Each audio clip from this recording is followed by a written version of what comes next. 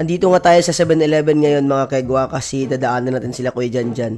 Bali mag-church kasi kami ngayon because today is Sunday. So bali sasakay nga lang si Allen sa amin no kasi magmumotor sila ni Kuya Janjan kasi medyo marami kami. Sad lagi yarn.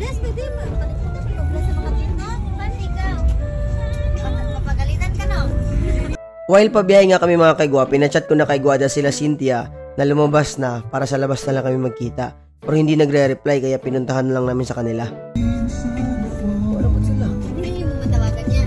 Andito na nga kami kina Cynthia mga kegwa.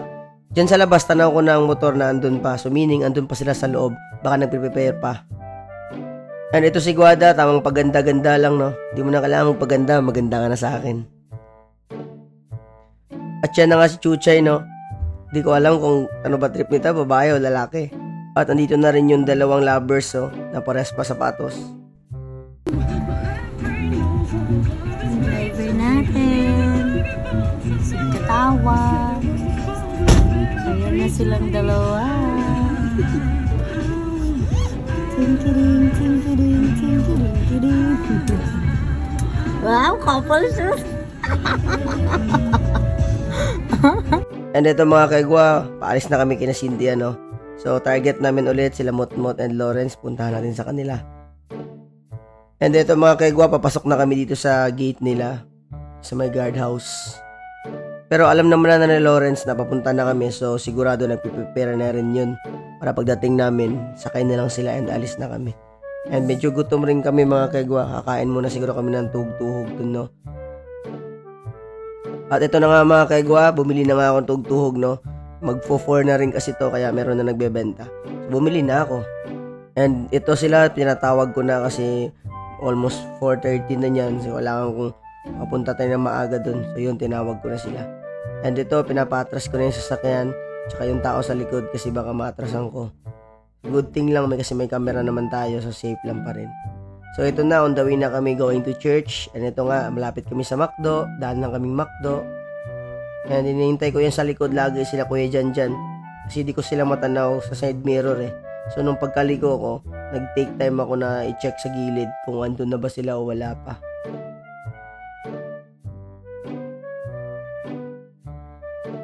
So ayun nga no, wala pa sila. So sabi ko, diretso na muna tayo. Doon na lang natin sila hintayin. Alam naman nila kuya kung saan yun. Hello mga kegwa! Kegwa lang malakas! Andito na nga kami sa loob no mga kegwa.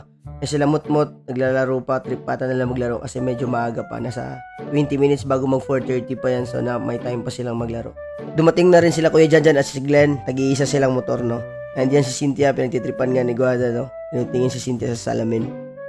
Wala ko silsilyo ma'am kag muni mga badyaw karon. Isa mga badyaw karon mga gwapa na kaayo.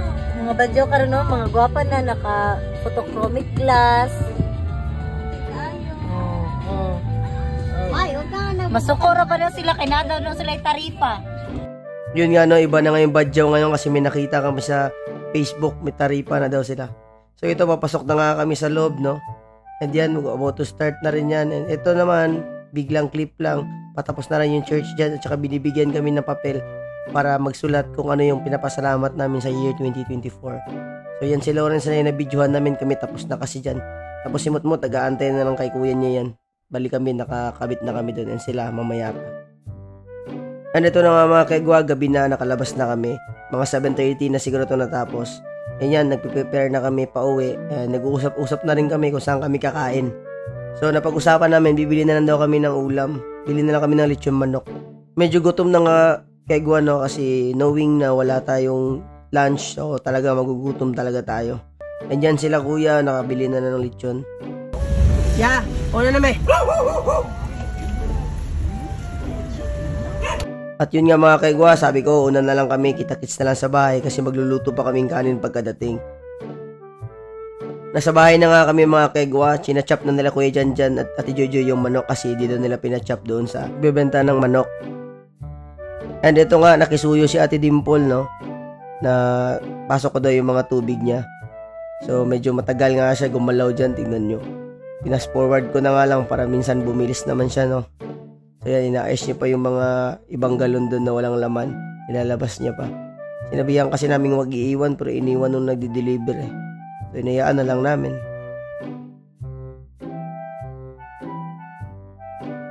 At ito naman si Deo, umiinom na naman. Di pa talaga nakamove on sa dating jowa eh. Move on din. At yan na ngayon na pa-chop-chop na nila Kuya Janjan, no? So yun, tinawag na namin lahat, nakakain na. At yan si Dimple, no? Hindi masyadong gutom, maliit lang yung plato niya. At ito na mga kegwa, kumakain na lang kami dito. Kami pa lang Ate Jojoy na una dyan kasi medyo matagal tawagan yung iba. And ako, gutom na rin ako dyan personally. So nag-share na lang kami ni Guada dyan. So mga kegwa, salamat sa panonood. Hanggang sa muli. Bye-bye!